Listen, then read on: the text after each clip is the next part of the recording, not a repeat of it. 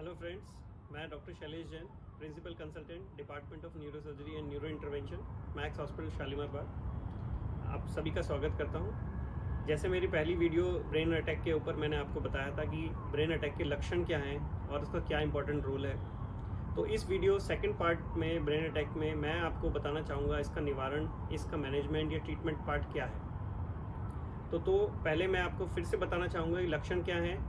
लक्षण होते हैं जैसे कि चेहरे पे फालिसपन, चेहरे पे आंखें खुली रह जाना, मुंह का टेढ़ापन, मुंह से लार निकलना, मुंह ना फुला पाना, या हाथ पैर का लकवा होना, या हाथ पैर में झंझनाहट आना। हाथ का पूरा इन्वॉल्वमेंट भी हो सकता है, या एक दो उंगलियां या पैरों की एक दो उंगलियां का पैरालिसिस नहीं उठा पाना, ये भी एक स्ट्रोक के सिम्टम हो सकते हैं। अखबार में पढ़ते पढ़ते कोई चीज़ छूट जाना, आंखों से ढंग से ना दिखना, एक आंख से या दोनों आंखों से भी हो सकता है। या हमने कहा कि परसिस्टेंट चक्कर आना, चक्कर मतलब घूमे जा रहा है, सिर खड़े होते ही चक्कर आ रहे हैं, ये सब भी एक स्ट्रोक के सिम्टम्स हो सकते हैं। इन स्ट्रोक के सिम्टम्स को पहचान कर अब हमें क्या करना है आगे। हमें टाइम की बहुत इंपॉर्टेंट वैल्यू है। जैसे मैंने पहले भी कहा है, स्ट्रोक मतलब इस टाइम, एक डिक्टम कहा जाता है, स्ट्रोक इस टाइम। टाइम मतलब बहुत इंपॉर्टेंट है। हर मिनट, हर घंटा स्ट्रोक को जब आपने पहचाना लक्षण, वो आपके लिए इम्पॉर्टेंट है। ऐसा माना जाता है कि 1 घंटा अगर आपने वेस्ट किया है, अगर आप उसको सोचने समझने में लग गए हैं, तो 1 घंटा वेस्ट करने से लगभग 18 से 20 लाख ब्रेन के न्यूरॉन सेल्स मतलब डिस्ट्रॉय हो जाते हैं। मतलब अगर हम कहें तो उतना ही लगभग आप 3-3.5 साल एजिंग ब्रेन की बढ़ जाती है। तो मोटा बात यह है कि वक्त की बहुत कीमत है स्ट्रोक में। खासकर आप तुरंत सबसे पहले न्यूरो स्पेशलिस्ट को मिलेंगे।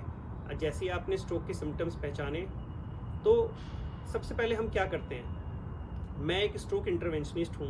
मैं सबसे पहले मरीज को देखेंगे कि पेशेंट के सिम्टम्स कब से आए। हम वो वक्त जब हमने मरीज को नॉर्मल देखा, हमने मतलब कई बार होता है कि पेशेंट रात को सोया और सुबह उठा पैरालाइज था, तो वो उसके हम वेकअप स्ट्रोक कहते हैं। तो अब ऐसे में तो क्योंकि हमने कहा, जैसे मैंने बताया था कि हम खून पतला करने की दवाई 4.5 घंटे तक दे सकते हैं। जब हमने पेशेंट को स्ट्रोक डिटेक्ट किया, जब मान लीजिए पेशेंट ने सुबह चाय पी और 9 बजे और बैठे बैठे पेशेंट को हाथ पैर का पैरालिसिस हो गया, तो हमें टाइम पता है कि 9 बजे उसको पैरालिसिस का अटैक पड़ा। तो लास्ट नॉन नॉर्मल मतलब जब पेशेंट बिल्कुल नॉर्मल देखा गया, उसके बाद पैरालिसिस। तो 9 घंटे से जितना 9 बजे से लेकर आप जितना जल्दी लेके आएंगे, तो 4.5 घंटे एक विंडो पीरियड कहा जाता है। विंडो पीरियड इसलिए इंपॉर्टेंट है कि जो आप लोगों ने सबने सुना है, हार्ट अटैक में भी खून पतला करने की दवाई दी जाती है, ऐसी ब्रेन अटैक में भी खून पतला करने की दवाई दे सकते हैं, पर गाइडलाइंस के हिसाब से 4.5 घंटे तक के अंदर। अगर 4.5 घंटे से लेट आते हैं तो वो दवाई कोई काम की नहीं रहती। तो उस केसेस में क्या करा जाए, ऐसा फिर निराश होने की जरूरत नहीं है। 4.5 घंटे में भी के अंदर जैसे खून पतला करने की दवाई देते हैं, तो 30 से 40% मेजर स्ट्रोक्स जिनको होते हैं वो रिकवर कर जाते हैं। पर फिर भी हमें दूसरा निवारण की भी जरूरत पड़ती है, जिसको हम बोलते हैं न्यूरो इंटरवेंशन, जिसके बारे में मैं अभी आपको बताऊंगा। अच्छा, दूसरा है कि जैसे 4.5 घंटे से अगर आप लेट हो जाते हैं, तो निराश होने की जरूरत इसलिए नहीं है क्योंकि हमारे पास न्यूरो इंटरवेंशन का ऑप्शन फिर भी रहता है, जो करीब 24 घंटे तक एप्लीकेबल है, बशर्ते कुछ हमारे क्राइटेरिया होते हैं। सारे पेशेंट्स में नहीं है, पर डेफिनेटली वो आप नहीं पहचान पाएंगे, वो हम लोग एज ए स्ट्रोक इंटरवेंशनिस्ट पहचान सकते हैं, जिसके अंदर कुछ टेस्ट भी आते हैं, CT, MRI, जिसके बेसिस पे हम ये डिसाइड कर सकते हैं कि इनको स्ट्रोक इंटरवेंशन मतलब न्यूरो इंटरवेंशन, जो कि सर्जरी, ओपन सर्जरी नहीं है, जो एक तार के रास्ते जाकर हम क्लॉट को निकाल लेते हैं। मैं इसके बारे में अभी आपको बताऊँगा।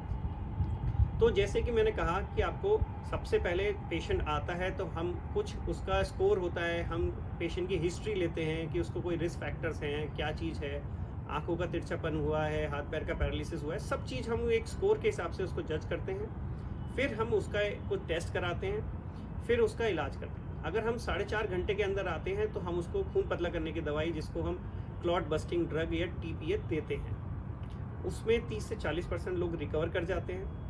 अगर नहीं करते हैं तो हम सीधा उनको न्यूरो इंटरवेंशन, जो मैं बता रहा था आपको, एक जैसे हार्ट अटैक के पेशेंट्स को कैथ लैब में ले जाकर स्टेंट डालना हम डाल देते हैं, ऐसे ही हम कैथ लैब में ले जाते हैं पेशेंट्स को और खून की नली के रास्ते ही अंदर जाकर स्टेंट डालते हैं। स्टेंट्स के ज़रिए हम क्लॉट को निकाल लेते हैं। डिफरेंस बस इतना ही है कि कार्डियक वाले हम स्टेंट अंदर छोड़ देते हैं नसों में, हम स्टेंट छोड़ते नहीं हैं। हम स्टेंट के ज़रिए क्लॉट को उसमें फंसाते हैं और नली से बाहर निकाल लेते हैं। तो अधिकतर 80-85% सक्सेस रेट देखी गई है इससे, जो 3 महीने के अंदर पेशेंट रिकवर तक कर जाते हैं। तो आप सोचिए, जो परमानेंट डिसेबिलिटी बन सकती है किसी को, अगर हम उनका न्यूरो इंटरवेंशन या आईवी ड्रग्स को अगर हम नहीं दें तो वो परमानेंट डिसेबिलिटी बन जाएगी। लाइफ लॉन्ग आपको दवाई खिलानी पड़ेगी तो भी निवारण पूरा तरह रिकवरी नहीं होती।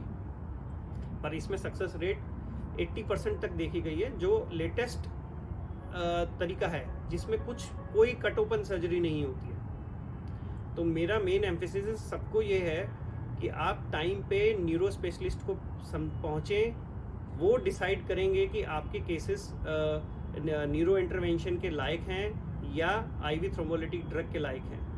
तो दोनों केसेस सुटेबल कैंडिडेट्स के लिए होते हैं और सक्सेस काफ़ी है। धन्यवाद।